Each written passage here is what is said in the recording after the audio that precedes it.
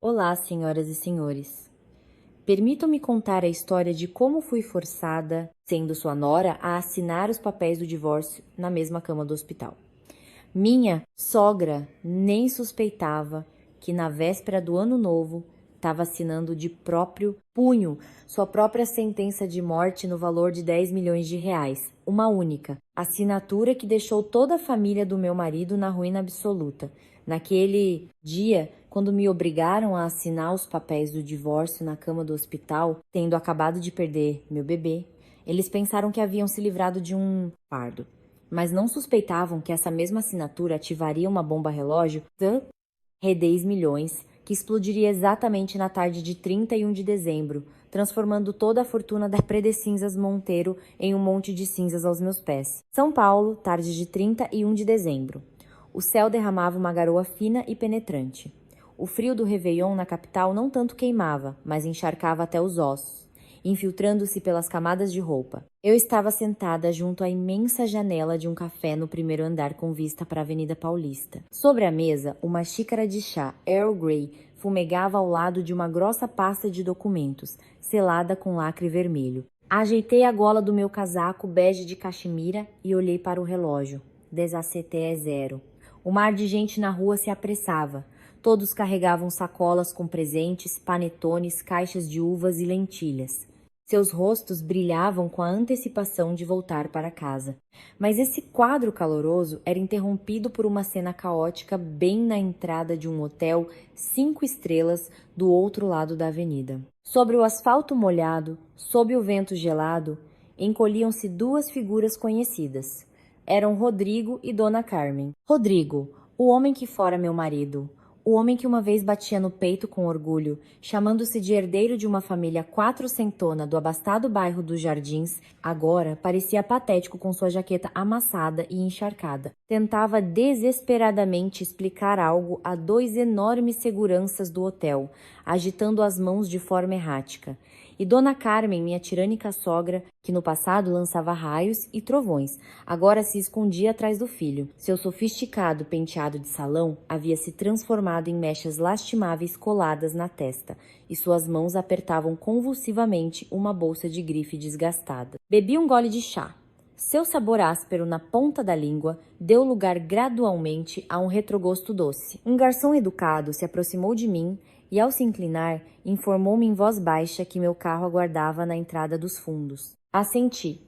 Esbocei um sorriso suave e me levantei. Saí para a sacada, expondo meu rosto ao vento frio.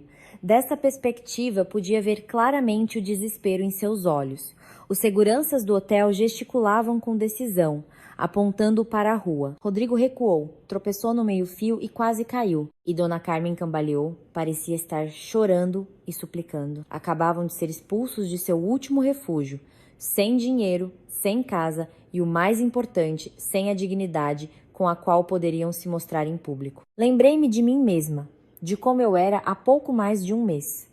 Também em um dia de dezembro chuvoso e cortante. Naquela época, eu havia saído cambaleando pelo portão da mansão dos Monteiro, com as mãos vazias e a alma destroçada. Naquele momento, Dona Carmen estava de pé, no topo da escadaria de entrada, olhando-me de cima a baixo com desprezo, como um vira-lata sarnento que precisa ser jogado na rua. Ela disse que uma mulher incapaz de dar à luz um herdeiro e de conservar a riqueza só merecia acabar na rua.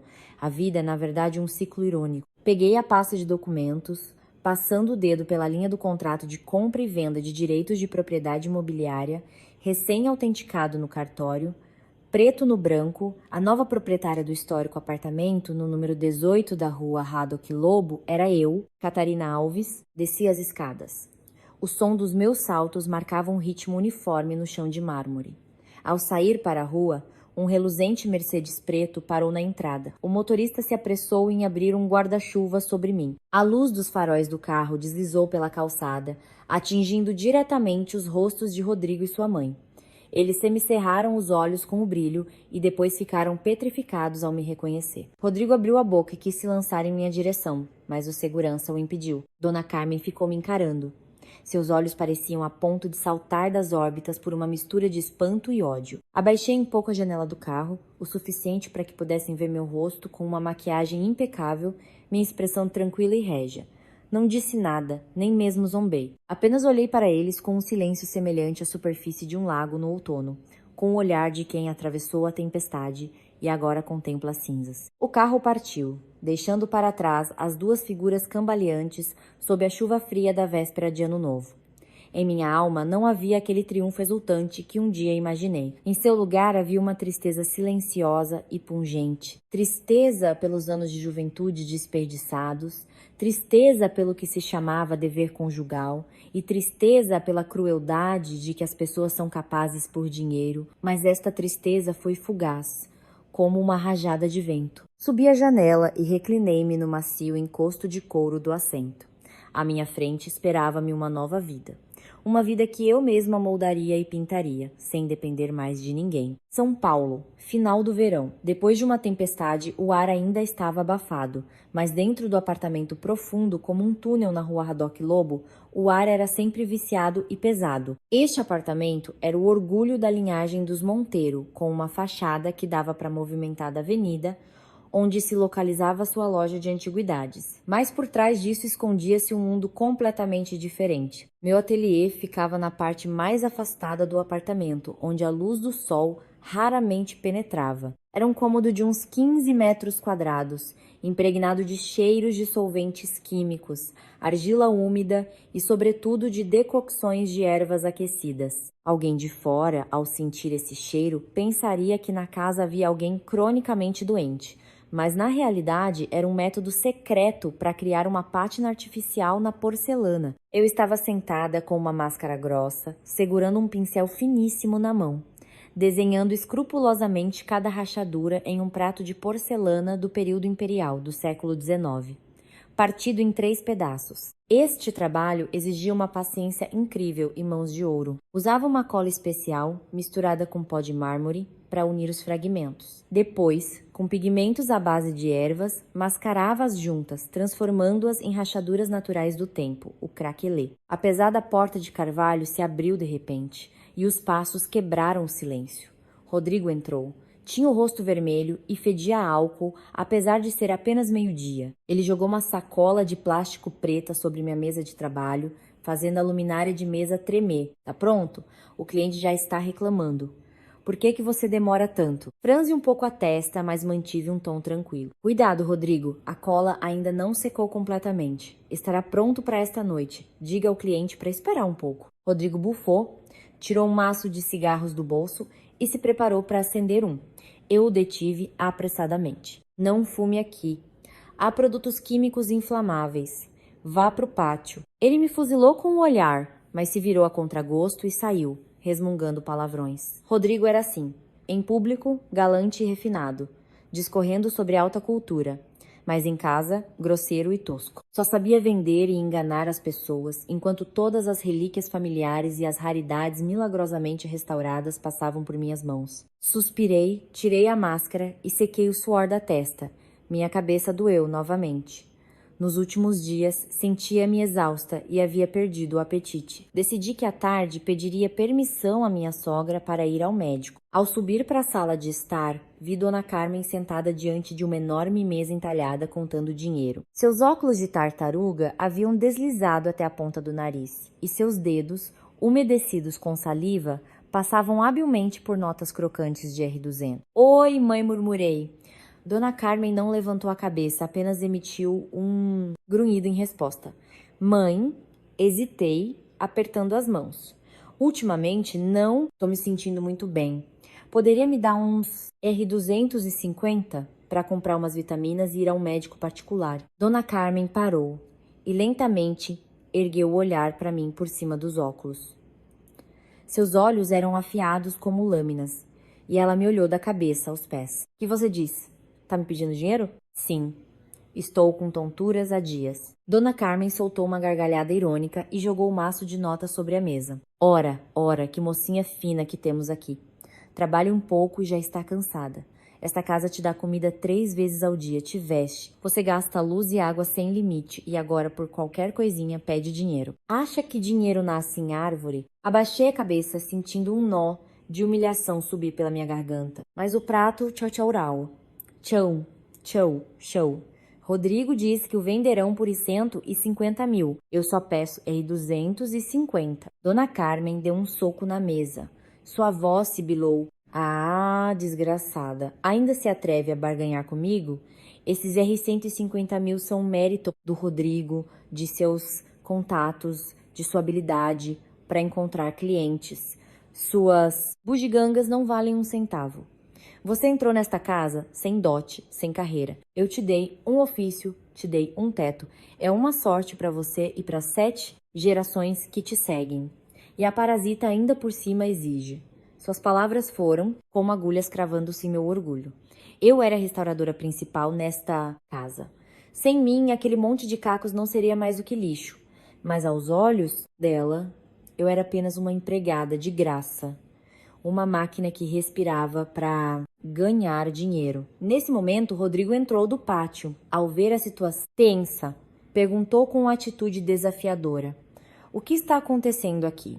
"Sua mulher está exigindo pagamento pelo trabalho dela", diz que eu a exploro. "Olha, deu uma lição nela que ela está passando dos limites", lamentou-se Dona Carmen, exagerando. Rodrigo se virou para mim com um olhar gélido. Outra vez, com histeria. Tava tudo bem. Eu só pedi dinheiro para ir ao médico, tentei conter as lágrimas. Que médico, que nada, para de frescura, vai terminar o prato. Essa noite passo para pegar. Dito isso, Rodrigo se virou e foi embora, sem se importar se eu estava viva ou morta. Dona Carmen torceu os lábios em um sorriso desdenhoso, tirou descuidadamente uma nota de R$ 50 e a jogou no chão, aos meus pés. "Toma, pega e vai embora. E que eu não te veja nem ouça de você uma única queixa novamente." Fiquei paralisada, olhando para a nota que jazia no velho parquê. As lágrimas brotaram dos meus olhos. Abaixei-me e a peguei. Não por avareza, mas porque precisava dela. Precisava viver, precisava estar saudável. E o mais importante, comecei a ter vagamente consciência de que minha paciência inesgotável estava apenas alimentando os demônios nesta casa. Antes daquela cena no hotel, na manhã daquele mesmo dia, tive uma reunião importante. Escolhi uma casa de chá tranquila, em uma das ruas adjacentes ao Parque Ibirapuera. Este lugar era absolutamente pacífico, longe do burburinho do Réveillon. No ar flutuava um leve aroma de sândalo e tocava uma suave música meditativa. Dom Leonardo já me esperava lá. Era um homem de uns 60 anos, magro, mas de postura ereta, com olhos inteligentes e perspicazes por trás das lentes de óculos de armação dourada. Era uma lenda no mundo dos colecionadores de antiguidades de São Paulo. Um homem que qualquer um que quisesse entrar neste negócio deveria levar em conta. E além disso, era meu antigo mentor, a quem eu respeitava imensamente. Ao me ver entrar, ele assentiu levemente e aproximou de mim uma xícara de chá quente com tomilho. "Você é muito pontual, Catarina." "Bom dia, Dom Leonardo. Como vão as coisas?" Sentei-me e fui direto ao ponto. Dom Leonardo deu um gole em seu chá. Nos cantos de seus lábios surgiu um sorriso enigmático. "O peixe já está fritando na frigideira." Esta manhã, o banco, por ordem do juiz, congelou a conta de Dona Carmen. Dos R2, milhões de adiantamento que transferimos para ela, já sacou metade para cobrir as dívidas de Rodrigo e comprar toda sorte de lixo para ostentar. Agora é incapaz de devolvê-los. Assenti, sentindo a satisfação se espalhar pelo meu peito. O plano seguia exatamente como previsto, milímetro a milímetro. Eles entraram em contato com o senhor? Claro que sim. Rodrigo está metralhando o meu assistente com ligações desde a noite passada. E Dona Carmen apareceu esta manhã no meu escritório chorando, suplicando uma reunião para chegar a um acordo. Mas mandei que a expulsassem. Eu disse a eles que um trato é um trato. Se descumprir, paga a multa. Se não há dinheiro, os bens são confiscados. Dom Leonardo tirou uma pasta de sua maleta e a colocou sobre a mesa. Estes são os documentos legais para a cobrança da dívida. O apartamento da rua Haddock, Lobo, e sua loja de antiguidades foram colocados como garantia no contrato de compra e venda daquele vaso com desenho de rede de cobalto. Agora eles violaram a cláusula sobre o pessoal restaurador e conservador, ou seja, cometeram um descumprimento grave do contrato. Você já sabe o que isso significa, não é? Significa que eles perdem tudo, respondi com um tom glacial. Aquele vaso era a chave de tudo. Era uma armadilha sofisticada que Dom Leonardo e eu havíamos preparado minuciosamente. Aos olhos da família Monteiro, era uma relíquia inestimável do período imperial brasileiro. Um salva-vidas para sua economia que afundava, mas na realidade era uma falsificação criada por minhas próprias mãos há 3 anos. Naquelas noites de insônia no ateliê, utilizei argila de caule misturada com uma pequena quantidade de pó de osso para alcançar uma transparência e um brilho especiais. O esmalte preparei seguindo uma receita secreta que herdei de meu bisavô, mas adicionei intencionalmente um ácido orgânico fraco. Esse ácido permanecia inerte sob a camada de esmalte, mas ao entrar em contato com o ar e a alta umidade do verão paulistano por tempo suficiente ativava um processo de rachadura a partir do interior. Dom Leonardo me olhou com uma mistura de preocupação e admiração. Catarina, você tem certeza de que quer levar isso até o fim? Afinal, eles foram sua família. Pousei a xícara sobre a mesa. O som da porcelana contra a madeira ressoou seco e agudo. Família? Dom Leonardo, o senhor sabe perfeitamente o que me fizeram. Naquela noite, se não fosse pela faxineira que chamou a ambulância, eu teria sangrado até a morte no chão. Eles não só mataram meu filho, mataram em mim tudo o que era humano e compassivo. Respirei fundo para acalmar a raiva que subia. Onde está esse vaso agora? No cofre dos Monteiro. Eles o vigiam como a menina dos seus olhos, sem saber que essa menina está prestes a explodir. Dom Leonardo soltou uma risadinha. Hoje é 31 de dezembro, o prazo final para entrega. Eles precisam desesperadamente da sua assinatura, confirmando o estado do vaso para receber os 8 milhões restantes. E sem minha assinatura, perdem o adiantamento, pagam a multa e ficam sem o apartamento. Exatamente, confirmou Dom Leonardo. E agora mesmo estão te procurando em estado de pânico. O que pretende fazer? Olhei pela janela para os galhos nus das árvores. Eu aparecerei, mas o preço da minha assinatura será muito alto. Quero recuperar tudo o que me pertence e tudo o que me devem. Dom Leonardo me olhou fixamente por um instante e depois deu um tapa na mesa. Ótimo, vou te apoiar até o fim. Nesta partida de xadrez, você é a rainha e eu sou apenas quem posiciona as peças. Mostre a eles o que vale a herdeira dos Alves. Sorri com um sorriso frio, mas cheio de determinação.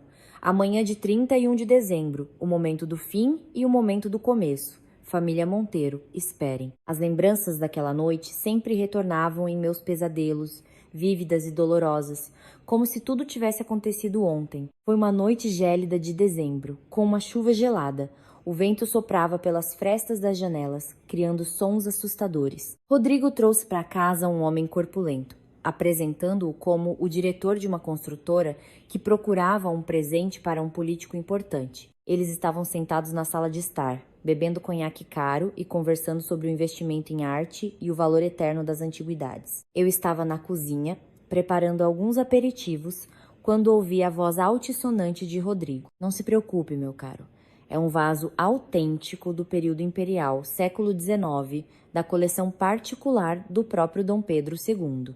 Em todo o Brasil, só existem 2 assim, um no Museu Nacional e o outro aqui. Meu coração se encolheu. Eu sabia de que vaso ele estava falando. Era um vaso com um desenho de guirlandas florais sobre um fundo branco leitoso. Mas, meu Deus, era uma falsificação. Eu mesma tinha feito há 2 meses por encomenda de um comerciante da Praça Benedito Calixto. Mas devido a um pequeno defeito no esmalte durante a queima, Rodrigo ficou com ele para decorar o interior. Como ele se atrevia a vendê-lo a um cliente VIP a preço de original? Sequei as mãos apressadamente e corri para a sala. Rodrigo segurava o vaso com reverência, iluminando o fundo com uma lanterna, para mostrar ao convidado o selo falso que eu havia gravado. Rodrigo disse com voz trêmula. Rodrigo se virou. Seus olhos estavam avermelhados pelo álcool. O que foi? Estou com um convidado. Mulher não tem que se meter. Volte para a cozinha. Tenho que falar com você. É muito urgente. O convidado olhou com dúvida para Rodrigo e depois para mim. O rosto de Rodrigo se turvou. Ele deixou o vaso sobre a mesa e me arrastou para a escada de madeira que subia para o segundo andar. Você enlouqueceu? Quer estragar tudo? Sibilou entre os dentes. Você não deve vender esse vaso, sussurrei, tentando que o convidado não me ouvisse. É a falsificação que eu fiz. Tem um defeito. Se o levarem para avaliar, vão te prender. Esse homem parece ter muitos contatos. Não faça besteira. Cale a boca. Os olhos de Rodrigo brilharam. Já recebi o adiantamento. Ri 50 mil. Preciso do dinheiro urgentemente para pagar dívidas de jogo. Se você disser uma única palavra, eu te mato. Não vou deixar você fazer isso. Estelionato é um crime grave. Devolvo o dinheiro a ele. Agarrei Rodrigo pela manga, tentando detê-lo com firmeza. A ira explodiu em seus olhos.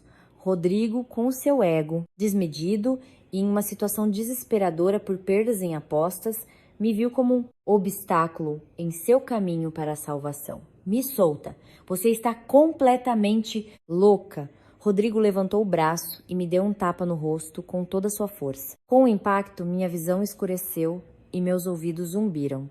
Cambalei e dei um passo para trás. Você se atreveu a me bater. E não só vou te bater, seja uma boa menina e feche a boca. Ainda assim, tentei me lançar em direção à sala para contar a verdade ao comprador. Não podia permitir que meu marido, por mais canalha que fosse, acabasse atrás das grades e não queria que minha consciência pesasse. Rodrigo enfureceu. Ele me agarrou pelos cabelos e me puxou para trás. Na luta caótica, bem na beirada da escada, ele me empurrou com as duas mãos com toda a sua força. Tudo desapareceu da minha vista. Senti o vazio sob meus pés, tentei me agarrar a algo, mas só agarrei o ar. Pum, pum, pum. Rolei a escada abaixo pela alta escada de carvalho até o frio piso de ladrilhos do primeiro andar. Uma dor aguda e lancinante atravessou minhas costas e se concentrou no baixo ventre. Fiquei deitada no chão, desajeitada, com a visão turva. Tentei levantar a cabeça, mas não consegui. Um líquido quente e pegajoso começou a fluir entre minhas pernas, encharcando meu vestido. Sangue. Vermelho brilhante que se espalhava pelos ladrilhos cinza esverdeados. No topo da escada, Rodrigo ficou paralisado por um segundo. Ele me olhou com o rosto pálido, mas então veio a voz do convidado da sala. Rodrigo, cadê você? Já terminou? Tenho que ir. Rodrigo olhou para mim, depois para a sala. Em seus olhos brilhou uma escolha cruel. Ele se virou, ajeitou a jaqueta e foi se encontrar com o convidado, deixando-me deitada em uma poça de sangue, contorcendo-me com uma dor lancinante. Salvem! Salvem meu filho, rugi com voz rouca. As lágrimas brotaram dos meus olhos. Apenas Maria, nossa velha empregada, saiu correndo da cozinha. Ao me ver, ela gritou: Meu Deus do céu! Dona Catarina, quanto sangue! Chamem uma ambulância! Uma ambulância! Minha consciência começou a se desvanecer. A última coisa que me lembro é do teto girando e do barulho da chuva atrás da janela, fria e indiferente como os corações das pessoas daquela casa. O cheiro de antisséptico que atingiu o meu nariz me trouxe de volta à realidade. Abri os olhos e vi que estava deitada em um quarto de hospital ofuscantemente branco. Minha garganta estava seca e uma dor surda no baixo ventre. Passei a mão pelo estômago. Estava vazio. Uma sensação aterrorizante de vazio me invadiu. Eu havia perdido meu bebê. Tinha apenas 3 meses. Nem tive tempo de lhe dar um nome, nem de vê-lo. A porta do quarto se abriu. Eu esperava ver Rodrigo ou pelo menos uma sombra de arrependimento em seu rosto. Mas não. Dona Carmen entrou. Ela estava elegantemente vestida, com uma bolsa Hermès nas mãos, mas sem traço de emoção no rosto. Ela aproximou uma cadeira e sentou-se ao lado da minha cama. Nenhuma palavra sobre minha saúde, nenhuma palavra de consolo. Ela colocou um papel sobre a mesinha de cabeceira. Você acordou. Pois já que acordou, assine. Olhei para o papel. Um pedido de divórcio consensual e abaixo uma declaração escrita à mão. Eu, Catarina Alves, declaro que o acidente ocorrido em data aconteceu por minha própria imprudência e não culpo ninguém por isso. Olhei para ela sem acreditar nos meus olhos. Mãe, acabo de perder seu neto. Dona Carmen fez uma careta. Sua voz era cortante como uma navalha. Neto? Quem sabe se era meu? Neto. Enfim, isso não importa mais. O importante é que você não deve ser um estorvo para o Rodrigo. Ele tem vários negócios importantes em andamento e não lhe convém se envolver em processos judiciais ou rumores de que maltrata a esposa. O que está dizendo? Ele me empurrou, ele matou meu filho. Comecei a chorar. Cálice sibilou Dona Carmen em voz baixa, mas autoritária. Você tem provas? Mandei apagar as câmeras da casa. Se agora você começar a gritar, quem vai acreditar em você? Todos dirão que você é desajeitada e caiu sozinha. Ela me aproximou o pedido de divórcio. Assine. Se você assinar, nossa família pagará todas as contas do hospital e te daremos R20 e 5 mil extras para sua recuperação. E se não, vire-se sozinha. Nossa casa não abrigará mais uma praga como você. Não vou assinar. Vocês são monstros, gritei, reunindo minhas poucas forças. Dona Carmen se levantou, olhando-me com uma mistura de pena e desprezo. É melhor ser sensata, Catarina. A propósito, aquela moça, a Bruna, amiga do Rodrigo, está grávida.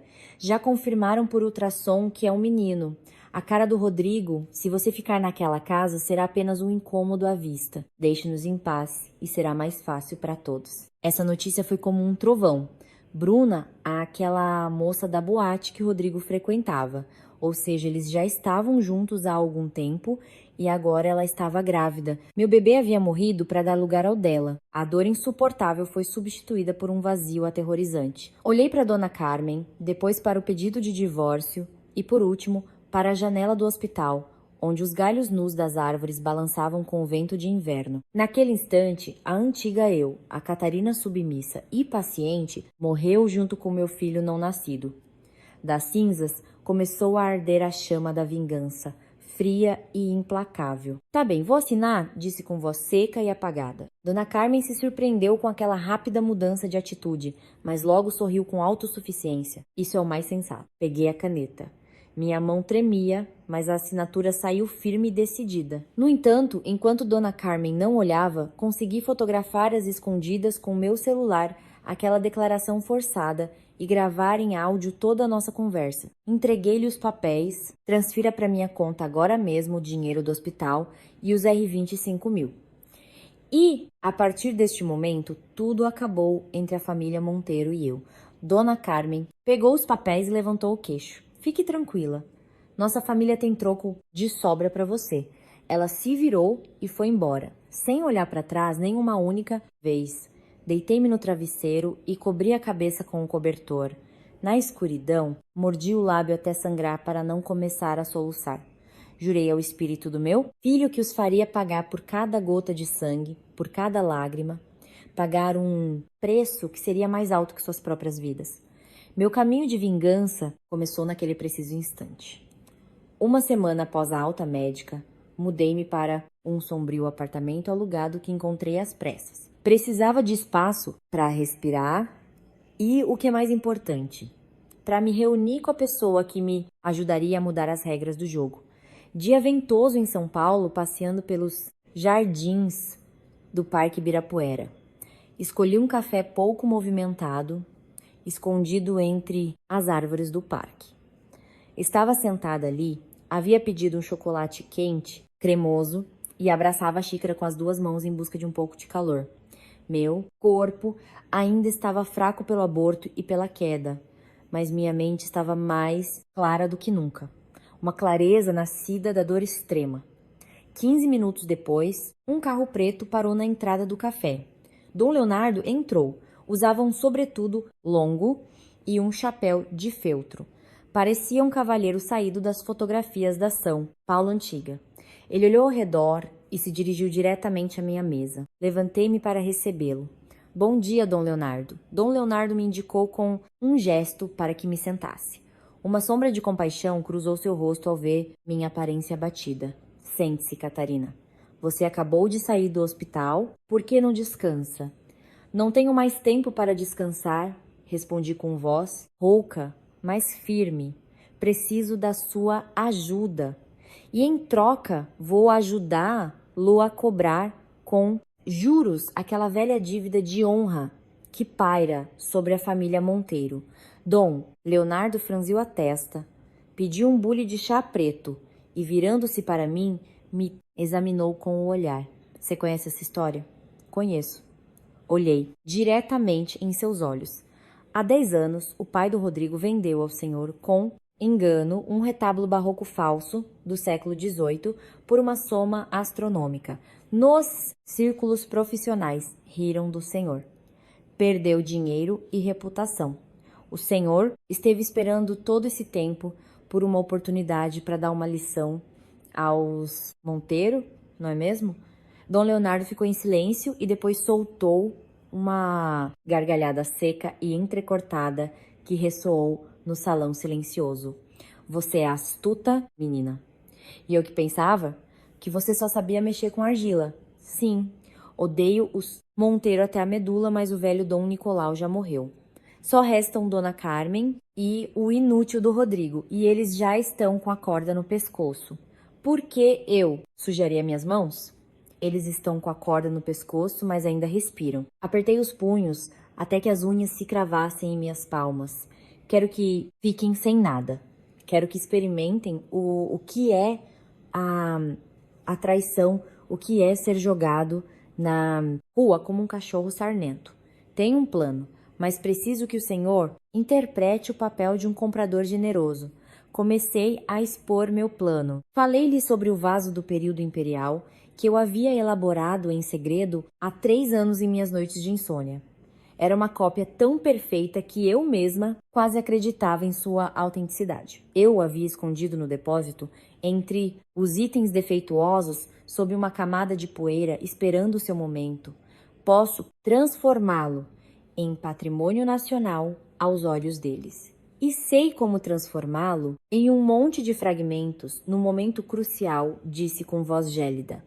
Dom Leonardo ouvia com atenção. Seus olhos brilhavam por trás dos óculos. Ele era um antiquário experiente. Entendia o valor de uma armadilha sofisticada. Então, você vai colocar uma mina em sua própria criação? Sim. Usarei a técnica do craquelê retardado.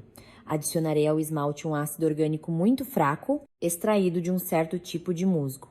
Após a queima, ele permanecerá inerte sob a camada brilhante, mas ao entrar em contato com o ar úmido e a luz brilhante ao longo de um mês, o ácido começará a destruir a estrutura do esmalte por dentro, criando rachaduras expansivas. Após 50 dias, o vaso se desmoronará só como se tivesse sido quebrado, sem nenhuma intervenção externa. Dom Leonardo estremeceu. Ele me olhava como a uma criatura desconhecida. Onde você aprendeu a fazer isso? No caderno de anotações do meu bisavô. Ele o chamava de as lágrimas da porcelana. A porcelana também sabe chorar, Dom Leonardo. Dom Leonardo ficou pensativo. Havia riscos, mas o benefício de arrebatar-lhes o patrimônio aos Monteiro e de se vingar da velha ofensa era grande demais. Além disso, ele via em meus olhos a chama furiosa da vingança. Uma chama capaz de queimar tudo, inclusive quem carrega a tocha. De acordo, jogarei este jogo com... Você assentiu, Dom Leonardo, com decisão. Enviarei meu homem de confiança para ver o Rodrigo. Mas você deve ter uma coisa clara. Terá que voltar para aquela casa. Eu sei assentir, engolindo um nó amargo. Terei que voltar para ativar a armadilha. Devo restaurar esse vaso eu mesma. Só assim eles acreditarão. A reunião terminou quando começava a anoitecer. Dom Leonardo foi embora primeiro para não levantar suspeitas. Fiquei sozinha, contemplando a água escura do lago do Ibirapuera. Sabia que o caminho a percorrer estaria cheio de humilhações, pois teria que interpretar o papel de uma esposa estúpida e apaixonada diante do meu inimigo. Mas, por meu bebê perdido, estava disposta a me tornar um demônio. A crise econômica varreu os jardins como um furacão. A loja de antiguidades dos Monteiro estava mais vazia do que nunca. Não havia turistas, e os colecionadores sofisticados conheciam bem demais os truques fraudulentos de Rodrigo e o evitavam. As dívidas começaram a se acumular. Rodrigo havia se metido em dívidas enormes com agiotas muito perigosos, jogando na bolsa e fazendo apostas. Agora, os juros cresciam como espuma, e todos os dias capangas de cabeça raspada e roupas esportivas rondavam a entrada, insinuando as consequências de forma transparente. Dona Carmen, acostumada a viver no luxo, havia gastado todo o dinheiro. Só restava um monte de antiguidades sem liquidez. Eu estava sentada em meu apartamento alugado quando recebi uma mensagem de Dom Leonardo. Nosso homem tá indo para lá. Como era de se esperar, naquele mesmo dia, um carro caro parou em frente à loja dos Monteiro. Dele desceu um homem de meia idade, elegantemente vestido, que se apresentou como representante de um grande fundo de investimento estrangeiro que buscava artigos exclusivos de arte brasileira. Era o senhor Salgado, o braço direito de Dom Leonardo. Eu não estava lá, mas graças a uma câmera oculta que havia instalado durante meu posterior retorno para restaurar o vaso, pude ver tudo. Os olhos de Rodrigo se iluminaram como os faróis de um carro quando viu o cartão de visita de Salgado, com letras gravadas em ouro. Ele ofereceu café freneticamente e ordenou aos funcionários que trouxessem o melhor que tinham. Olhe, senhor Salgado, isto é uma escultura de bronze do século XIX e isto um retábulo do século XVIII. Tagarelava Rodrigo. O senhor Salgado apenas deu uma olhada superficial nos objetos e balançou a cabeça, decepcionado. Tudo isso é trivial demais. Meu chefe precisa de peças únicas, com qualidade de museu. O dinheiro não é problema. O principal é a autenticidade e a exclusividade. Dona Carmen, que estava sentada perto, ao ouvir a frase, o dinheiro não é problema, se mexeu inquieta em sua cadeira. Ela deu um chute em Rodrigo por debaixo da mesa. Temos muitas coisas valiosas no cofre. Talvez eu peça ao meu filho para trazê-las? O senhor Salgado deu um gole em seu café e pronunciou lentamente. Ouvi dizer que na família Monteiro se conserva um vaso único do período imperial brasileiro, da época de Dom Pedro II. Meu chefe está muito interessado nele. Se for autêntico, estamos dispostos a pagar 10 milhões. 10 milhões. Essa cifra explodiu na loja como uma bomba. O isqueiro caiu da mão de Rodrigo. Dona Carmen arregalou os olhos e quase caiu da cadeira. 10 milhões era uma soma inconcebível. Suficiente para pagar todas as suas dívidas. E viver na opulência pelo resto de seus dias. 10 milhões? Perguntou Rodrigo, gaguejando. À vista. Se a peça for autêntica, estamos dispostos a dar um adiantamento de R$ 2 milhões agora mesmo, respondeu Salgado, imperturbável, exibindo as maneiras de um homem acostumado a gastar dinheiro. Mas o problema era que Rodrigo e Dona Carmen sabiam perfeitamente em que estado se encontrava aquele vaso. Era aquela mesma falsificação que eu havia feito há 3 anos, a qual Rodrigo havia rejeitado por não parecer autêntica o suficiente, e havia jogado no depósito, onde mais tarde alguém a deixou cair, quebrando um pedaço enorme do gargalo. Agora não era mais do que um monte de fragmentos inúteis. Rodrigo começou a suar. Ele olhou para sua mãe em tom de súplica. Dona Carmen engoliu em seco e, tentando manter a compostura, disse: Esse vaso é de fato a relíquia principal de nossa família, mas agora se encontra em um depósito especial sob custódia. E tirá-lo não é tão simples. Sem problemas, disse Salgado, levantando-se. Dou a vocês tempo para se prepararem. Dentro de 1 mês voltarei para examiná-lo. Se atender às expectativas, o dinheiro será transferido imediatamente. Mas lembrem-se, meu chefe é muito exigente. A peça deve estar em perfeito estado, sem uma única mácula. O senhor Salgado foi embora, deixando a mãe e o filho em um estado de euforia pela antecipação do dinheiro e de pânico diante da impossibilidade de consegui-lo. Mãe, o que vamos fazer? O vaso está quebrado. Rodrigo puxava os cabelos. Dona Carmen andava de um lado para o outro na sala. Seu rosto se enrugou pela intensa concentração. Então temos que restaurá-lo. São 10 milhões, filho. Nem vendendo este apartamento conseguiríamos 1/3 dessa quantia. Temos que encontrar um restaurador urgente. Mas que pessoa de fora poderá fazer isso nesse nível? E se descobrirem que é falso, estamos acabados, objetou Rodrigo. Ambos ficaram em silêncio.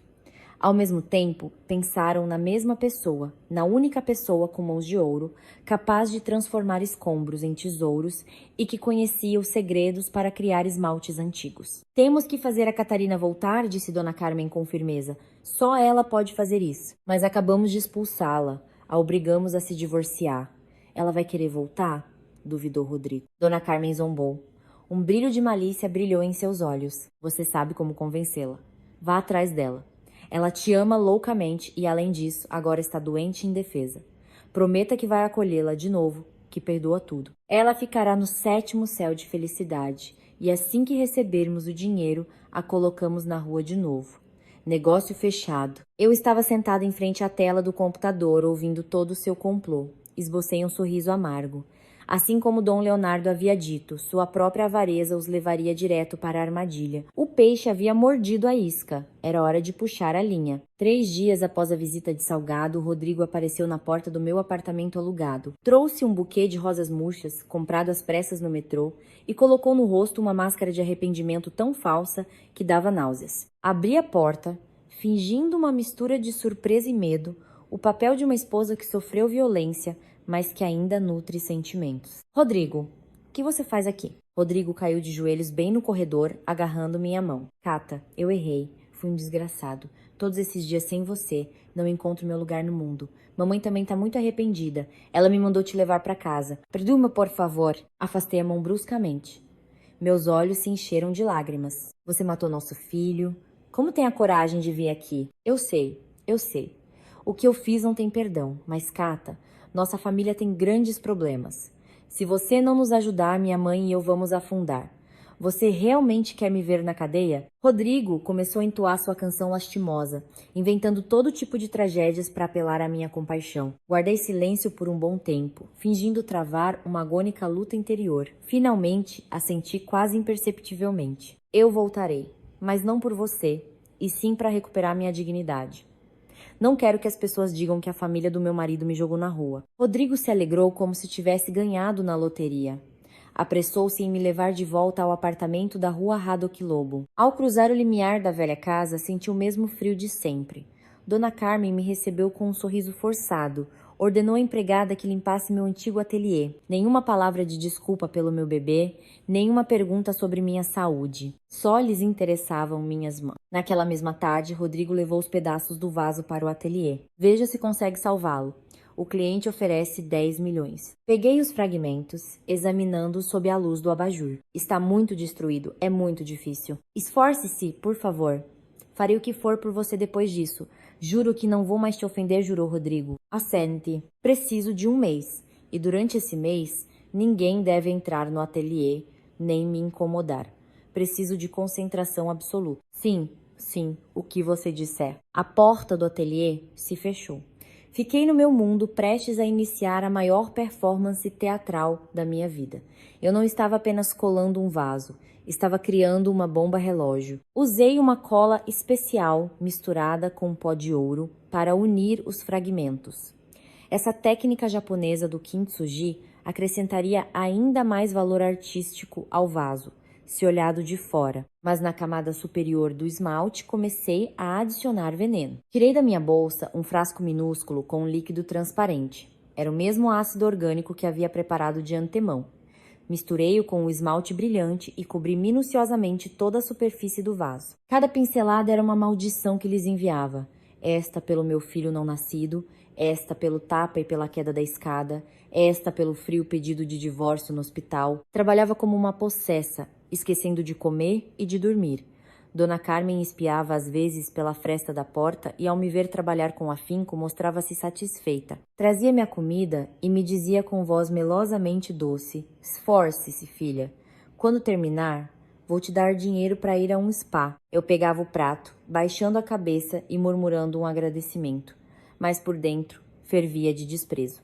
Estava engordando a galinha antes de cortar-lhe o pescoço. Mas ela não sabia que esta galinha já tinha a faca afiada. Exatamente aos 28 dias, o vaso estava pronto. Era magnífico. A cor azul profunda do cobalto era como o oceano, um esmalte reluzente sem o menor defeito. Ninguém poderia ver as rachaduras microscópicas que já haviam começado a se formar secretamente sob a superfície. Chamei Rodrigo. Ele olhou para o vaso. Seus olhos se cristalizaram de puro êxtase. Meu Deus, é uma obra-prima, você é uma santa, Cata. Ele que me abraçar, mas eu recuei. Não me toque. Tô muito cansada. Sim, claro, descanse. Eu vou ligar pro comprador para que venha inspecionar o trabalho. Fiquei olhando para Rodrigo, que subia com o vaso triunfante para o andar de cima. A parte mais difícil da obra já estava feita. Agora havia chegado o momento de apertar o nó da forca. A assinatura do contrato ocorreu na sala de estar da casa dos Monteiro. O senhor Salgado compareceu com seu advogado e 2 seguranças. O ambiente era solene e tenso. Rodrigo e Dona Carmen, vestidos impecavelmente, estavam sentados com atitude servil. O vaso repousava dentro de uma vitrine de cristal, no centro da mesa, brilhando sob a luz do lustre. O senhor Salgado colocou luvas brancas e começou a examinar o vaso minuciosamente com uma lupa especial. O coração de Rodrigo batia descontroladamente. O suor perolava sua testa. Eu estava de pé em um canto, com os braços cruzados e uma expressão de falsa ansiedade. Após 15 minutos de inspeção, Salgado tirou a lupa e assentiu. Qualidade soberba. Craquelê natural, biscoito antigo, pintura refinada. Meu chefe ficará muito satisfeito. Rodrigo soltou o ar, aliviado. Dona Carmen esboçou um enorme sorriso, mostrando suas facetas de porcelana. Eu já lhe disse. Nós temos apenas o melhor de São Paulo. O advogado tirou uma grossa pasta com o contrato. Este é o contrato de compra e venda. Valor total, R$ 10 milhões. Um adiantamento de R$ 2 milhões será pago imediatamente após a assinatura. O restante na entrega da mercadoria em 31 de dezembro. Rodrigo pegou a caneta, disposto a assinar na hora. As notas já dançavam diante de seus olhos, mas o advogado deteve. Um momento. Há uma condição adicional importante.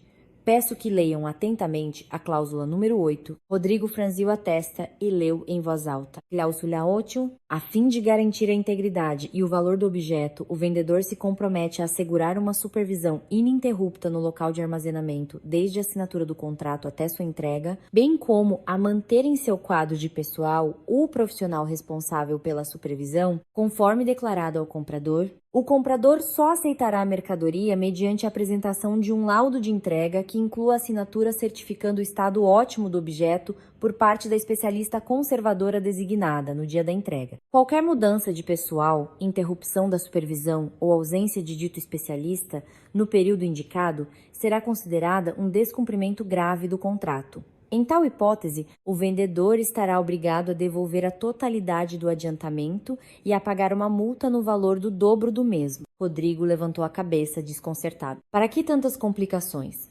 Minha esposa está aqui. Para onde ela iria? O senhor Salgado respondeu com tom severo. É um requisito indispensável. Sabemos que a senhora Alves é uma restauradora de primeira categoria.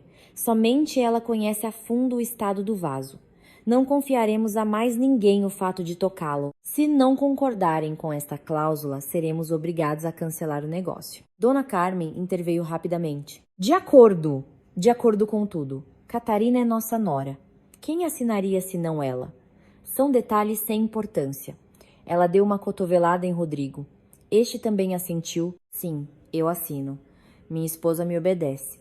Ele me lançou um olhar imperativo. Aproximei-me da mesa e, baixando a cabeça, disse: sim, farei tudo o que minha sogra e meu marido disserem. Rodrigo assinou o contrato com traços largos. Dona Carmen pôs sua assinatura como testemunha. Finalmente peguei a caneta. No momento em que sua ponta tocou o papel, senti que estava assinando a sentença de morte de sua avareza. O contrato foi selado. Soou o aviso de uma notificação no telefone.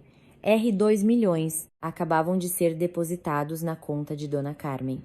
Ela agarrou o celular e começou a beijar a tela. Rodrigo apertava a mão de Salgado, rindo como um louco. Eles haviam esquecido que a cláusula número 8 eram as algemas que acabavam de se fechar em torno de seus pulsos. Estavam seguros demais de que eu era a nora, submissa, a esposa leal, a dependente que não se atreveria a abandonar aquela casa. Não sabiam que eu estava apenas esperando o momento oportuno para deixar cair a armadilha sobre suas cabeças. O senhor Salgado piscou para mim discretamente e foi embora. Sorri. Um dos poucos sorrisos genuínos de todos aqueles dias. 23 de dezembro.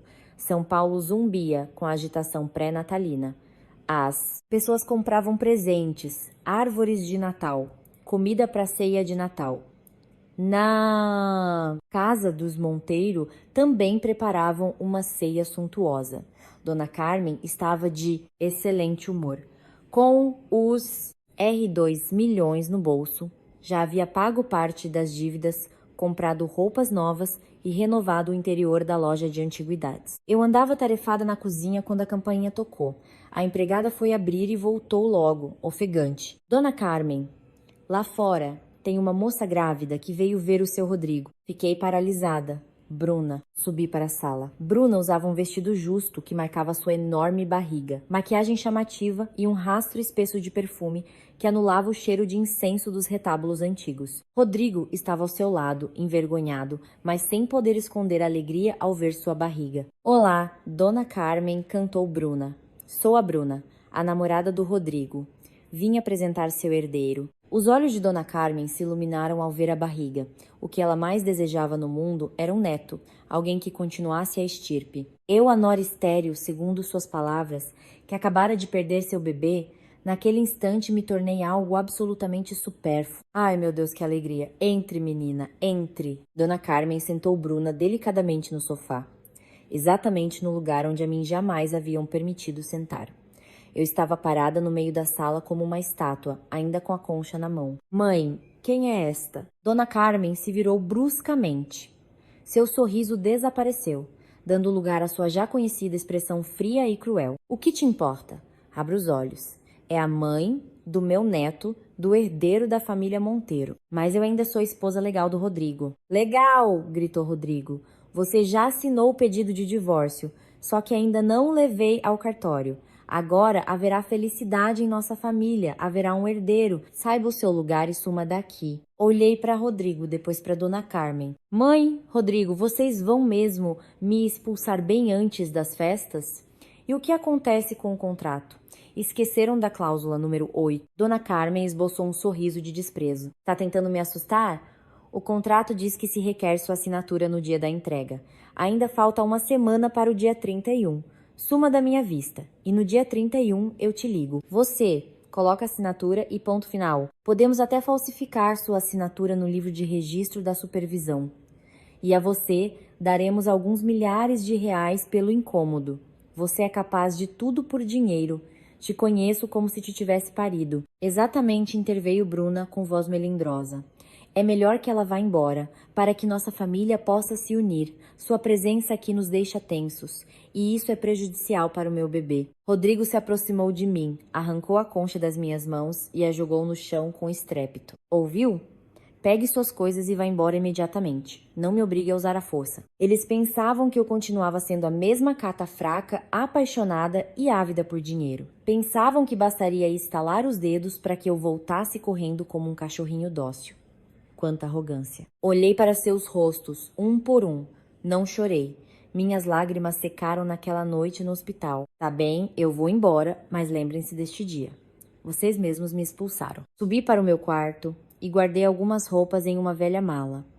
Não peguei nada de valor, apenas o ultrassom do meu filho falecido. Quando desci com a mala, toda a família já estava sentada à mesa, rindo e conversando alegremente. Rodrigo servia comida para Bruna e Dona Carmen acariciava sua barriga embevecida. Ninguém sequer olhou em minha direção. Saí pela porta.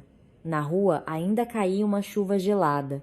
O vento batia em meu rosto, mas não sentia frio. Em minha alma ardia o fogo do ódio. Eles mesmos estavam deixando a perdição entrar em sua casa sem saber, e eu ia embora para desferir o último e definitivo golpe. O táxi que havia pedido já me esperava. Virei-me pela última vez para contemplar o edifício do número 18 da rua Haddock Lobo. A pesada porta se fechou às minhas costas, cortando todos os laços, todos os sentimentos. Adeus. Nos vemos no dia da sua ruína, sussurrei ao vento, e entrei no carro, que se dissolveu no véu branco da garoa paulistana. A cláusula número 8 havia sido oficialmente violada.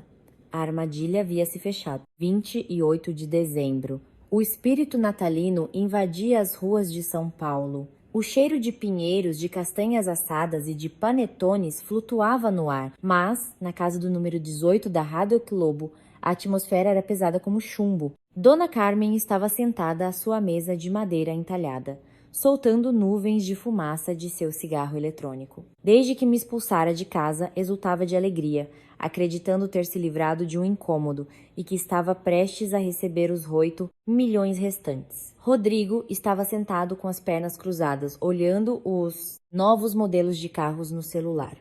Bruna estava esparramada no sofá, comendo picles e assistindo a uma comédia na televisão. Sua risada escandalosa feria os ouvidos. De repente, uma moto parou em frente à porta. Entrou um motoboy, uniformizado com um envelope grosso nas mãos, selado com o urgente e o carimbo de um escritório de advocacia. Dona Carmen Monteiro mora aqui? Tenho uma carta registrada para a senhora. Dona Carmen franziu a testa e fez um gesto para que Rodrigo pegasse. Rodrigo assinou o aviso de recebimento e rasgou o envelope imediatamente. Tirou um maço de papéis e percorreu com os olhos as primeiras linhas. Seu rosto mudou em um instante. Do tom rosado, passou a palidez e depois a uma cor cinza chumbo. Suas mãos tremiam tanto que o papel estalava. "O que é? Os papéis do terreno?" perguntou Dona Carmen impaciente. "Mãe, mãe!" "É o fim", balbuciou Rodrigo com voz rouca. "O comprador, o senhor Salgado, nos processou." "Processou? Por quê? Já recebemos o adiantamento. A mercadoria está aqui." "Por que ele nos processaria?" Rodrigo engoliu em seco e estendeu o papel para sua mãe, apontando para um parágrafo em negrito, de conformidade com a cláusula 8 do contrato de compra e venda número 1 CP, foi levado ao conhecimento do comprador que, no dia 23 de dezembro, o vendedor extinguiu unilateralmente o direito de residência e emprego da especialista restauradora Dona Catarina Alves. Tal ato constitui uma infração flagrante da obrigação de supervisão e conservação do objeto estipulada no contrato. Dona Carmen arrancou o documento, colocou os óculos e cravou os olhos no texto. À medida que lia, seus olhos se abriam cada vez mais. Pelo exposto, o comprador declara rescindido o contrato e exige do vendedor a restituição do adiantamento no valor de R$ 2 milhões, bem como o pagamento de uma multa equivalente ao dobro do valor do adiantamento, o que totaliza R$ 4 milhões. O valor total exigível é de R$ 6 milhões, a ser pago no prazo improrrogável de 24 horas a partir do recebimento da presente notificação. Dona Carmen soltou um grito lancinante e deixou cair seu cigarro eletrônico. R$ 6 milhões. 2 milhões para devolver e 4 de multa. Eles enlouqueceram. Ainda tem mais, mãe. Rodrigo apontou para o final do documento. Já protocolamos no tribunal e no banco um pedido de medidas cautelares. Ficam suspensas todas as operações financeiras de Dona Carmen Monteiro até a resolução do litígio. Como para confirmar suas palavras, o telefone de Dona Carmen emitiu um apito. Um SMS do banco. Sua conta foi bloqueada temporariamente por ordem judicial. As pernas de Dona Carmen falharam e ela desabou no sofá. Dos R$ 2 milhões do adiantamento, já havia gastado metade nas dívidas de Rodrigo em compras e no que deu a Bruna para seu futuro. Agora, na conta, mal lhe restavam R$ 1 milhão. De onde tirariam R$ 6 milhões para pagar?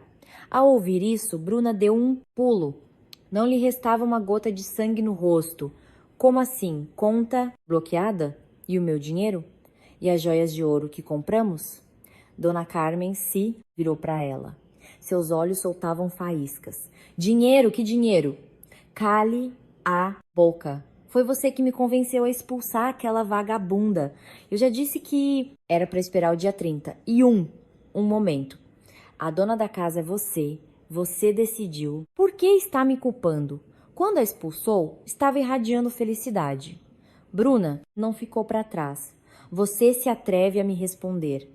Rodrigo puxava os cabelos, andando de um lado para o outro no quarto. Parem de brigar. Temos que fazer alguma coisa. Ligue para Cata. Temos que trazer lá de volta agora mesmo. Só se ela voltar e assinar que esteve aqui todo esse tempo, poderemos recorrer disso no tribunal. Dona Carmen se agarrou ao seu telefone como um náufrago a uma tábua de salvação. Seus dedos trêmulos discaram meu número. Ela esperava e rezava para que eu, sua nora obediente, atendesse e salvasse sua família. Mas ela se enganava. Do outro lado da linha, só soavam tons longos e gélidos, tão gélidos e definitivos como quando jogaram minhas coisas na rua 5 dias antes. Eu estava sentada em um luxuoso salão de beleza na rua Oscar Freire. Tocava uma música suave, no ar se percebia um aroma de capim-limão.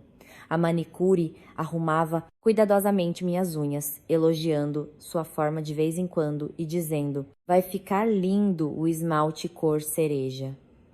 Meu celular estava sobre a mesinha de cristal, com a tela virada para baixo, no modo silencioso. Mas a tela se iluminava intermitentemente, sinalizando uma avalanche de chamadas. Dei uma olhada. Ex-marido, 5 chamadas perdidas. Sogra, 12 chamadas perdidas. E um monte de mensagens de números desconhecidos, provavelmente de Bruna ou de parentes que haviam mobilizado para me procurar. Dei um gole em minha infusão de camomila. Os cantos dos meus lábios esboçaram um sorriso de desdém. Eu imaginava vivamente o caos que reinava em sua casa naquele momento. Certamente Dona Carmen estaria aos berros, Rodrigo quebrando pratos e Bruna já estaria calculando suas vias de escape. Peguei o celular e abri as mensagens. Não por curiosidade, mas para me deliciar com seu medo. Mensagem de Rodrigo. Cata, atende, eu te suplico. É uma questão de vida ou morte para toda a família. Onde você está? Estou indo para aí. Mensagem de Dona Carmen. Filha, eu sei, eu errei. Me deixei levar pela raiva. Volte, por favor, prepararei a mesa. Te pedirei perdão. Farei o que me pedi. Só volte e assine o papel. Ao não receber resposta, o tom mudou. Rodrigo, você não quer entender por bem? Acha que pode se esconder a vida toda? Se não, voltar. Vou te denunciar à polícia por estelionato. Dona Carmen, desgraçada. Você preparou esta armadilha? Sim. Se não voltar, não me culpe por ser cruel. Encontrarei seus pais e farei da vida deles um inferno. Ri alto. Ameaças. Ainda se achavam em uma posição de poder. Meus pais haviam falecido há muito tempo. Não me restava ninguém a quem pudesse incomodar. Quanto mais ameaçavam, mais claro ficava que estavam em um beco sem saída. A manicure levantou os olhos para mim. Surpresa. Tá rindo de algo engraçado. Ah, sim, vendo uma comédia no celular. Os atores são muito bons, mas o roteiro é um pouco fraco. Escrevi uma mensagem para Dom Leonardo. O peixe se debate no anzol. Não param de me ligar. Ele me respondeu instantaneamente. Não lhes dê atenção. Hoje é o dia do terror deles. Amanhã será o dia da execução. Desliguei o celular e o guardei na bolsa. Fiquei admirando minhas unhas recém-pintadas, de uma cor cereja intensa, ousadas e majestosas. A cor do sangue, a cor do renascimento e a cor da minha doce vingança. Tarde de 28 de dezembro. As pessoas se apressavam para voltar para casa com suas famílias, enquanto eu desfrutava da minha liberdade em solidão. Não tinha pressa, iria permitir que eles experimentassem a noite mais longa de suas vidas. Uma noite em claro pelo temor de perder tudo e acabar na prisão. Meu silêncio era a tortura mais requintada para eles. 29 de dezembro. Os jardins estavam lotados de gente finalizando seus presentes e decorações. Em meio a esse burburinho, uma multidão de curiosos se aglomerava em frente à loja de Antiguidades Monteiro. A notícia de que a família tinha problemas, suas contas estavam bloqueadas e seus bens embargados, havia chegado aos ouvidos de seus credores no submundo mais rápido que os urubus à carniça. 3 SUVs pretos e com vidros fumê bloquearam a entrada. Um grupo de homens de cabeça raspada com jaquetas de couro e tacos de beisebol nas mãos invadiu o local. Cadê a Carmen? Cadê o Rodriguinho? Deem as caras! Bradou o líder, um tipo com uma cicatriz que lhe cruzava o rosto. No interior, Rodrigo e Dona Carmen se agachavam atrás do balcão. A porta de aço da entrada estava meio baixada, mas os capangas a arrebentaram sem problemas.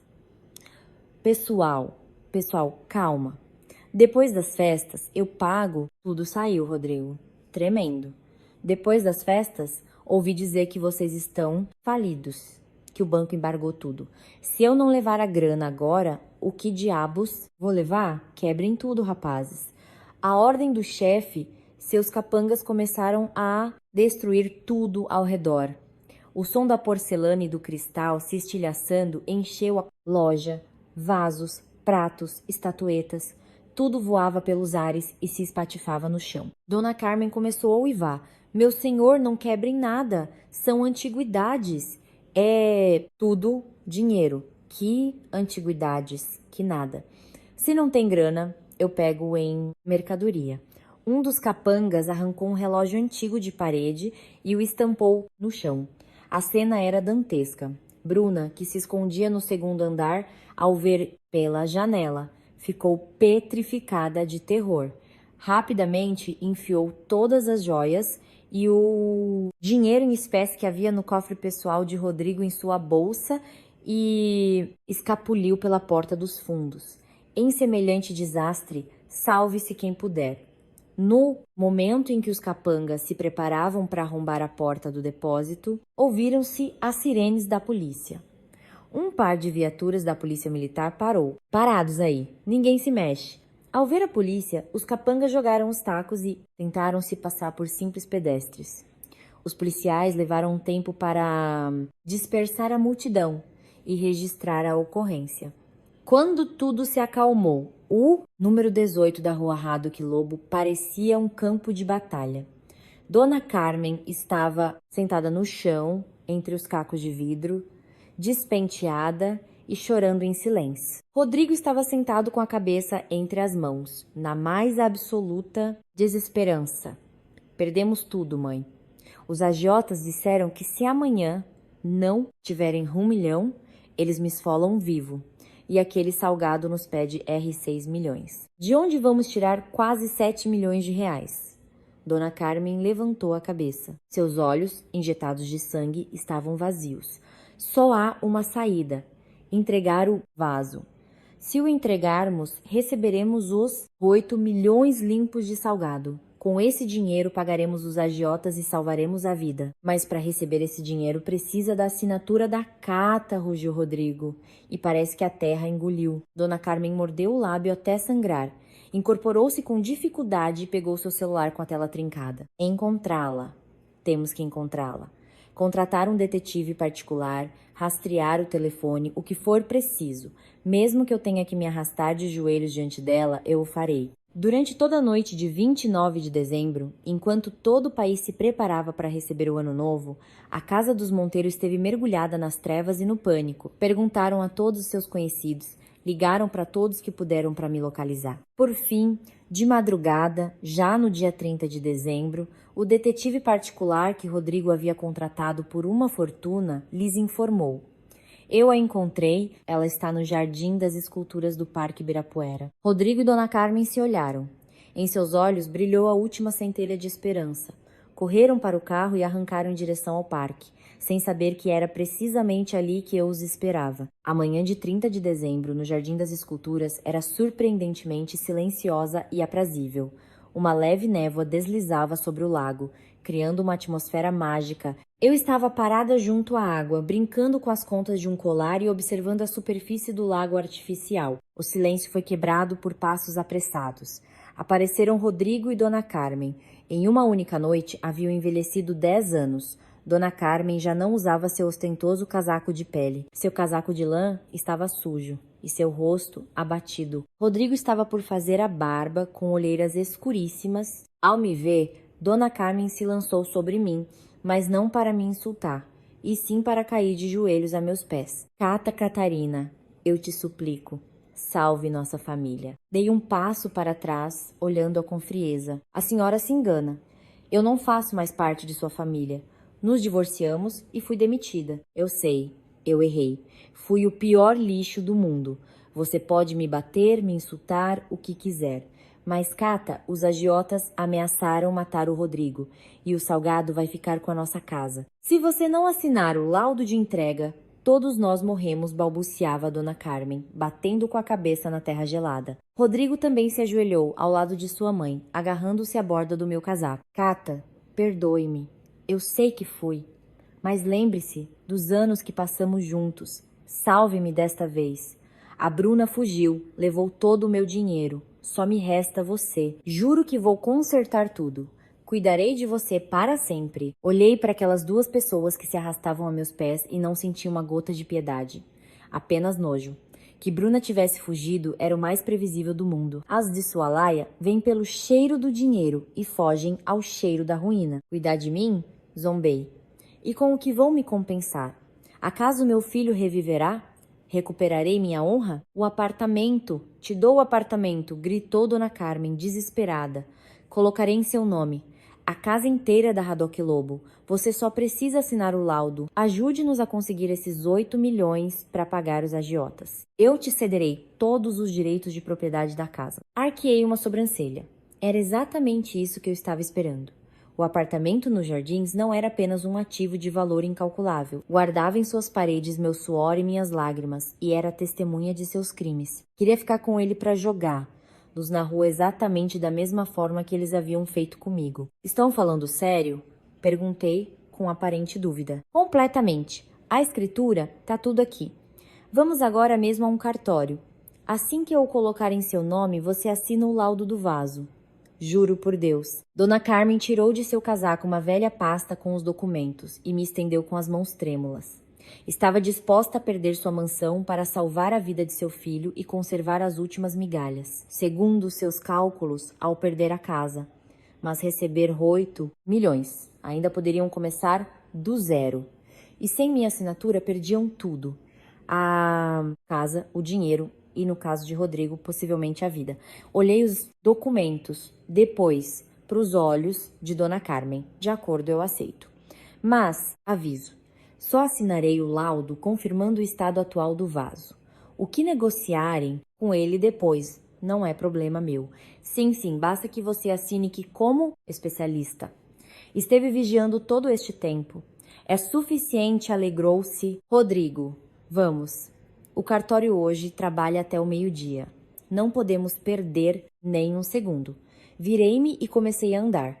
Nos cantos dos meus lábios brincava um sorriso perverso. Eles achavam que estavam trocando uma casa por 8 milhões de reais. Não sabiam que a estavam trocando por um pedaço de papel sem valor e sua aniquilação total. O cartório ao meio-dia de 30 e 1 de dezembro estava vazio, mas graças aos esplêndidos honorários de urgência que Dona Carmen pagou, rangendo os dentes, eles nos atenderam primeiro. O senhor Salgado e seu advogado já se encontravam lá, a meu pedido. O vaso que Rodrigo havia trazido com cuidado em um estojo anti-choque estava disposto solenemente sobre a mesa. O trâmite para formalizar a doação da propriedade foi rápido. Dona Carmen assinava e carimbava sua impressão digital com lágrimas nos olhos. Doía-lhe no fundo da alma, mas o terror dos agiotas superava sua avareza. O tabelião bateu seu carimbo. A partir daquele preciso momento, o imóvel me pertencia legalmente. Peguei a pasta com os títulos de propriedade e a guardei na bolsa com delicadeza. A sensação de ter o destino de seus inimigos em suas mãos era avassaladora, mas também embriagadora. Já está, Cata. O apartamento é seu. Agora assine o laudo, apressou-me Dona Carmen, olhando para o relógio. Já eram 11h30. O senhor Salgado aproximou de mim o relatório pericial e o laudo de recebimento. Peço-lhe, senhora Alves, que examine a peça pela última vez e emita sua conformidade. Aproximei-me do vaso. Rodrigo abriu rapidamente o estojo. Sob a luz fluorescente da sala, o vaso continuava reluzindo. Seus ornamentos em azul cobalto eram hipnóticos. Calcei luvas brancas de algodão e acariciei sua superfície lisa e fria. Mas sabia perfeitamente que sob aquela perfeição imaculada, as ligações químicas estavam se quebrando minuto a minuto. O prazo de 1 mês chegava ao fim. E então? Está impecável? Perguntou. Rodrigo, nervoso. Por fora, sim, respondi secamente. Pois assine de uma vez, insistiu Dona Carmen. Peguei uma caneta tinteiro. Todos na sala prenderam a respiração. Rodrigo e Dona Carmen olhavam a ponta da pena como se fosse seu único salva-vidas. O senhor Salgado mantinha a compostura, mas em seus olhos se adivinhava a expectativa do desfecho. Pousei a caneta na casa. Conclusão pericial. Escrevi minha assinatura.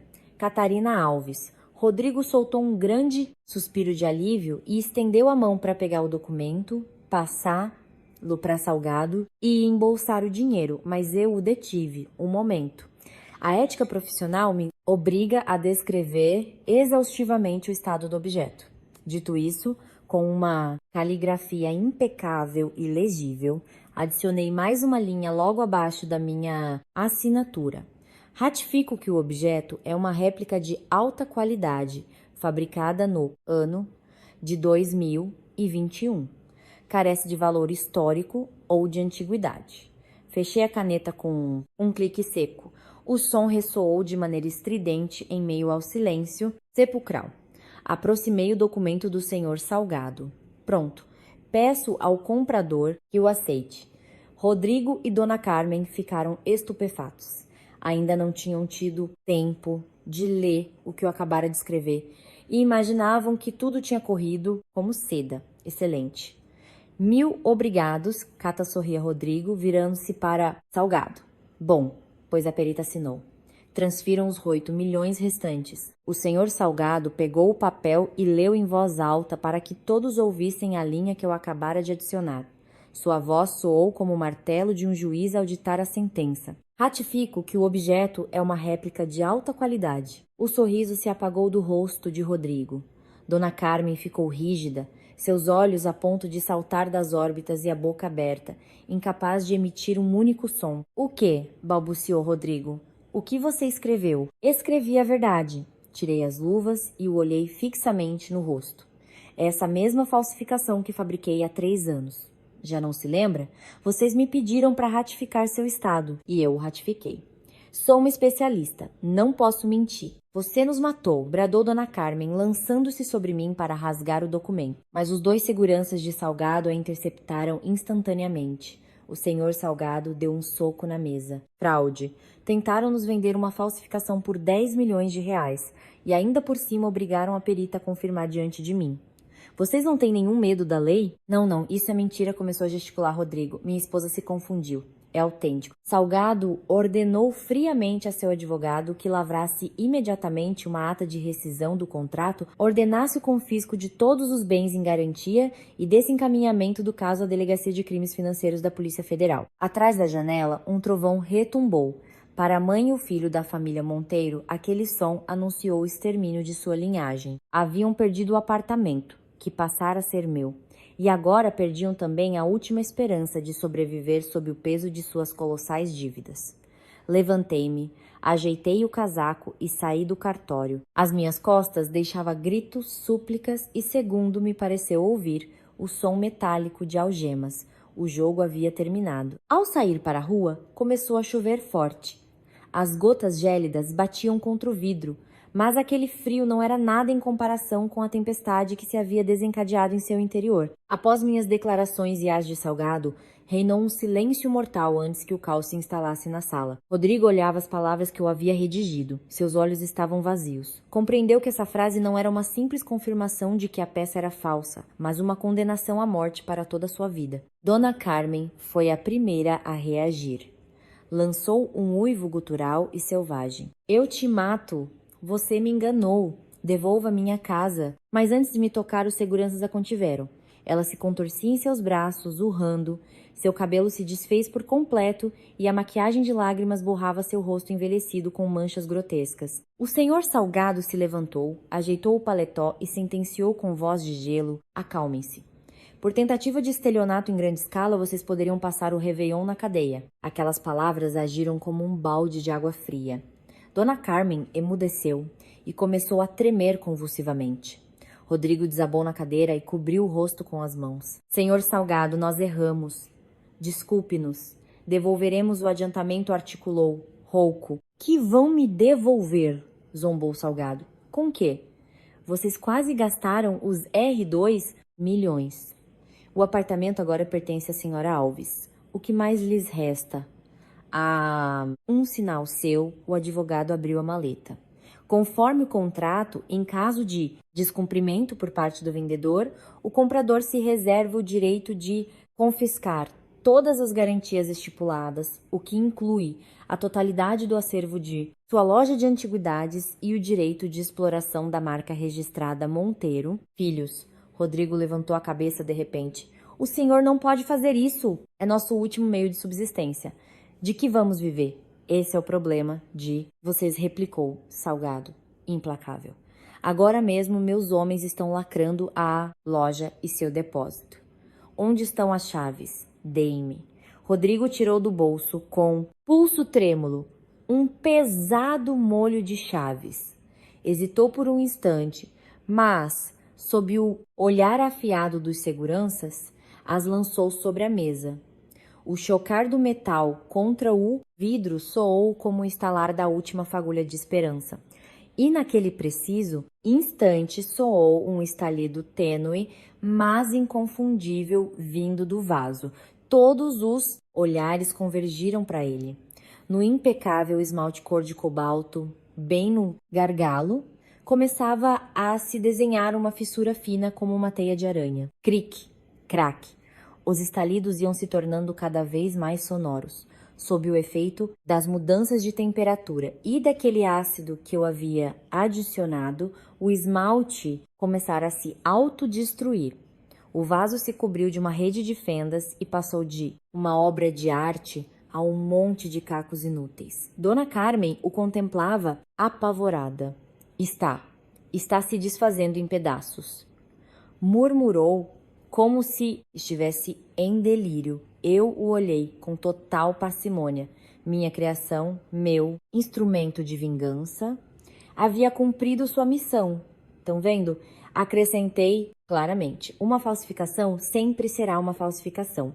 Como o brilho falso de sua distinta família, que só oculta podridão e engano.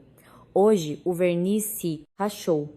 Agarrei minha bolsa com as escrituras do imóvel, dirigi um aceno de cabeça ao senhor Salgado e me virei para ir embora. Cata, espere! Gritou Rodrigo às minhas costas. Você não pode ir assim. Você roubou o meu lar, me deixou na rua. Você é uma víbora, uma mulher má. Parei, mas não me virei.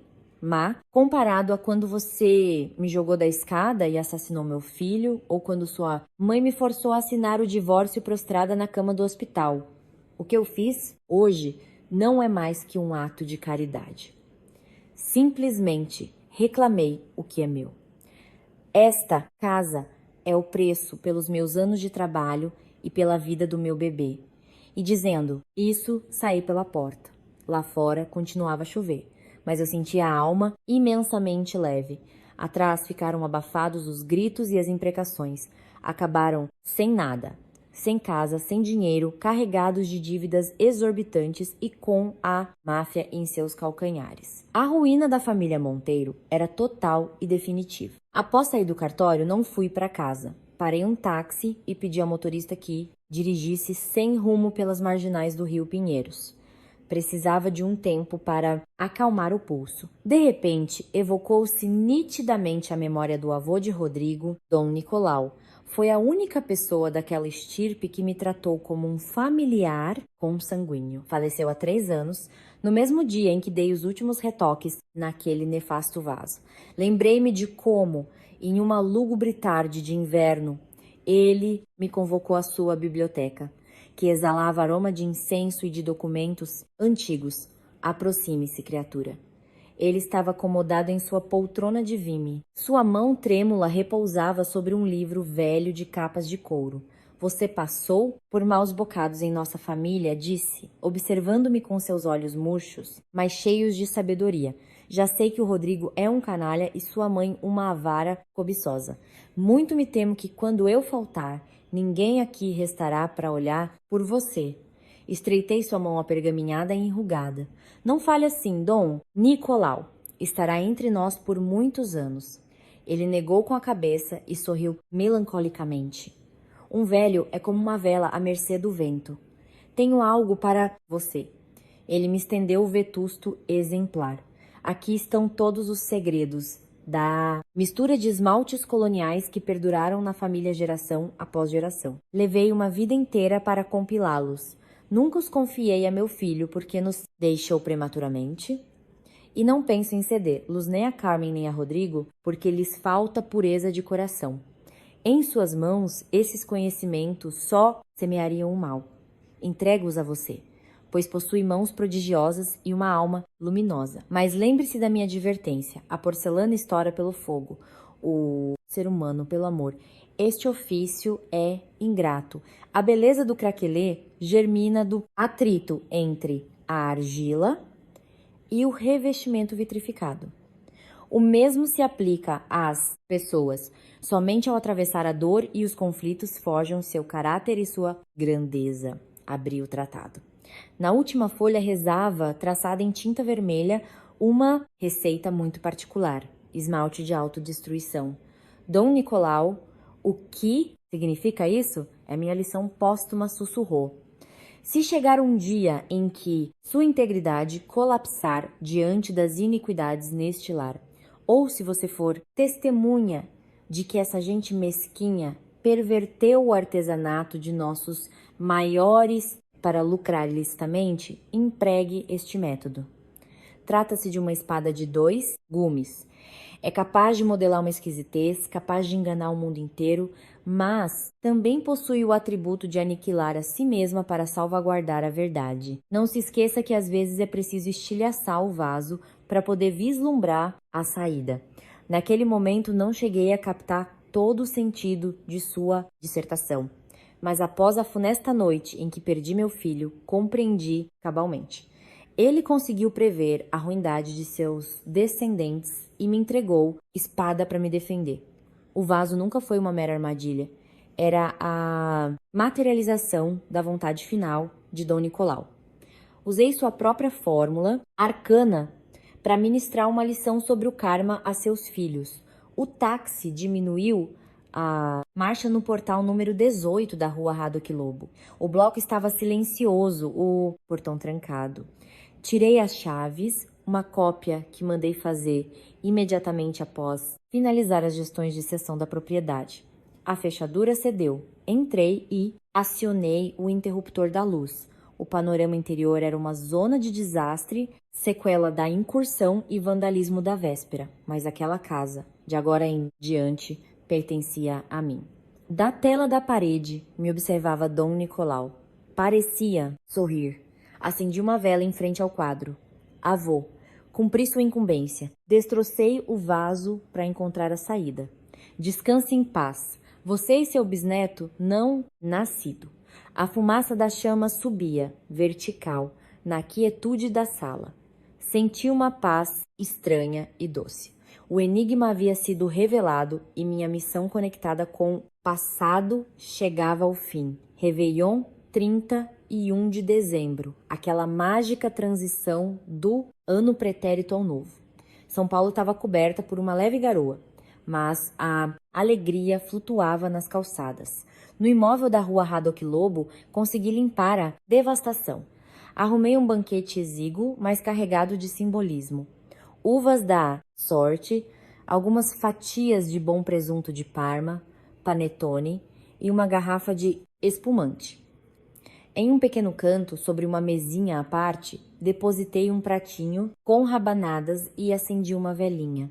Era um rito fúnebre pela alma do meu filho. Meu querido, é o primeiro Réveillon que você celebra com a mamãe sob nosso teto. Esta casa agora nos abriga. Jamais voltarão a nos arrancar dela, murmurei. As lágrimas inundavam minhas bochechas, mas desta vez era um choro catártico e de purificação, não de pesar. Ao longe da Avenida Paulista, explodiram os fogos de artifício. Luzes coloridas estouravam no firmamento escuro. Eu permanecia debruçada na varanda contemplando a avenida. Em meio ao burburinho dos transeuntes, um súbito pensamento recaiu sobre Rodrigo e Dona Carmen. Naquela mesma tarde, uma antiga vizinha me telefonou e me confidenciou que os avistou encolhidos, quase tremendo, sob o viaduto do chá, o local ao qual habitualmente recorrem as pessoas sem teto. Não se atreviam a se refugiar na casa de nenhum amigo, nem a se hospedar em uma pensão, apavorados com a perseguição iminente dos agiotas. Recriei mentalmente essa cena. Dona Carmen, a mulher antes despótica, dividindo o espaço sob o frio concreto com aqueles indivíduos que antes estigmatizava como dejetos da sociedade. Rodrigo, um menino mimado, sofrendo na pele o frio cortante e a fome canina da madrugada de janeiro. Eles não saboreariam uvas, não brindariam com espumante e não desfrutariam do abrigo de uma lareira, apenas terror e um arrependimento extemporâneo e inútil. Não sentia sadismo, mas tampouco compaixão. Meu espírito gozava de um equilíbrio cristalino. O karma é um juiz severo e irrepreensível. Quem semeia ventos, colhe tempestades. O relógio engoliu suas 12 badaladas. Enchi a taça de espumante e ergui o braço para brindar. Feliz ano novo, Cata. Brindo a liberdade redescoberta. Bebi o cálice de um só gole.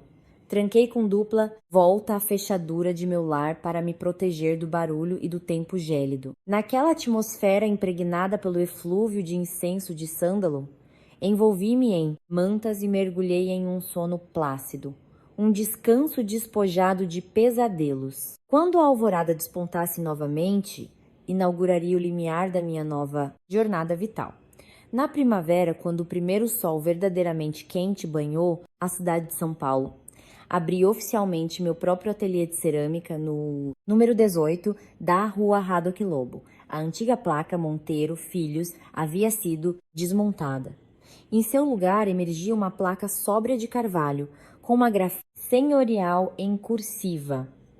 Cerâmica Cata. Acabaram-se as falsificações e os negócios sujos. Exibi com orgulho minhas elaborações artesanais inéditas de manufatura própria, ladeadas por múltiplas relíquias finamente restauradas. Houve uma avalanche de clientes. Dom Leonardo foi o primeiro assíduo, munido de um desmesurado arranjo floral de orquídeas imaculadas. Meus mais sinceros parabéns, senhora proprietária, congratulou-me ele. Depois extraiu do bolso um envelope lacrado. A propósito, um presente da minha parte. É um contrato. Uma exclusivíssima rede de hotéis deseja que você desenhe e fabrique inteiramente o enxoval de porcelana para sua rede de restaurantes. Permiti-me a licença de promover seu talento. Eles estão cativados com sua maestria. Aceitei o documento. Minhas articulações tremiam de emoção. Abria-se um horizonte glorioso e redentor. Infinita gratidão, Dom Leonardo. A mim você não tem que agradecer. Ao seu talento, sim, você conquistou este mérito. Durante a conversa, irrompeu nas instalações uma moça vestida de maneira muito austera. Dona Catarina, confirmaram-me que a senhora possui uma técnica prodigiosa. Minha mãe acaba de falecer e a desgraça quebrou a xícara preferida da minha infância, da qual ela tomava seu chá. Ninguém aceita a tarefa de restaurá-la. Ela me estendeu os cacos com pesar. Eu os reconheci de relance. Sou competente para o trabalho. Levará um certo período. Empregarei a metodologia do kintsugi. Suturarei as feridas do material, empregando fio de ouro líquido a fim de reivindicar e enaltecer a história familiar que essa louça carrega. Não importa a demora cronológica. Aceitarei qualquer lapso, contanto que se salvaguarde a lembrança fidedigna de minha progenitora. Enquanto observava seus olhos iridescentes e plenos de esperança, o espelho retrovisor da vida me refletiu a mim mesma anos atrás. O amor e a preservação do passado são nosso genuíno ativo intangível, não os milhões fingidos que tanto venerava minha família política. Não se preocupe, confortei-a afavelmente. Ficará impregnada de uma estampa superlativa e majestosa comparada com a original. O imóvel da rua Haddock Lobo insuflou seus pulmões e latejou transbordante de vida verdadeira. Aboliu-se sua aura de fossa comum de meus anos jovens e erigiu seus pilares como a terra fértil para minhas aspirações embrionárias. Havia ressurgido de minhas cinzas à maneira de uma fênix. No clímax daquela incipiente e viçosa primavera, repousava na poltrona do meu ateliê, deleitando-me com um chá de jasmim. Presidia minha mesinha central um prato de cor já de antigo, culminava o tratamento e cura deste objeto, originalmente estourado e fragmentado sem conserto. Mas os rasgos agora se consolidavam adormecidos entre cordilheiras de verniz e fios dourados, resplandecendo como rios de magma, dourado flutuando sobre uma esplanada de esmeraldas. Um axioma filosófico, o do kintsugi, pelo qual professava profunda e inata devoção espiritual. Nunca camuflar o mimetizar los estigmas o cortes no material, mas consagrar-los, pregar honra, devido a que o rasgo vital legitima poder justipreciar a totalidade de sua resiliência corpórea. O celular apitou. Notificação urgente, remetida por Dom Leonardo. Notícia de última hora. Rodrigo preso em operação da Polícia Federal de madrugada por tráfico de drogas. Por sua vez, Dona Carmen, internada compulsoriamente por médicos em um asilo público após um leve AVC. Fim da história. Catarina. O pano final. Li o SMS e não presenciei, nem na remota latitude de minhas entranhas sentimentais, o mais pálido vislumbre de estremecimento. O livre-arbítrio e os desígnios perversos marcaram a sepultura de sua decadente saga familiar. Minha memória e coração claudicaram toda hostilidade e rancor contra seu legado e sua casta. Ficaram desterrados do porvir, sob cadeado intransponível. Abandonei o dispositivo eletrônico de lado e esfreguei as pontas dos dedos percorrendo a filigrana daqueles cânions de ouro gravados na cerâmica restaurada. Minha parábola humana resultava homóloga e concomitante a esta modesta fonte. Fui derrubada na lona e flagelada pelo chicote da avareza familiar. Mas descendo ao poço de negrura asfixiante, cavei incansavelmente e encontrei o veio áureo. Firmeza, orgulho imperecível, valia irredutível, uma virtude de intelecto inata que a ninguém foi viável roubar de minhas mãos nem de meus domínios. Empunhei todo este ouro extraído do Averno e, da noite aziaga, cimentei sua fundição, soldei minhas cicatrizes orgânicas e as troquei por arabescos enjoiados, evocando com veemência a imaculada transcendência do meu ser. Emancipei-me da angústia da nora vilipendiada e silenciada. Eu era Catarina, mestra da argila, inquebrantável, indomável. Do outro lado do umbral, uma orquestra de sabiás emitia um trino ao alvorecer. Brotou o fulgor estacional paulistano mais rutilante e refulgente. Também, sobre meu cronograma existencial, recaiu um renascer pletórico de esperanças infinitas. Sorri singelamente, finalizando o gole e apurando a infusão ao paladar, provando e intoxicando-me placidamente nos méis do genuíno livre-arbítrio inexpugnável.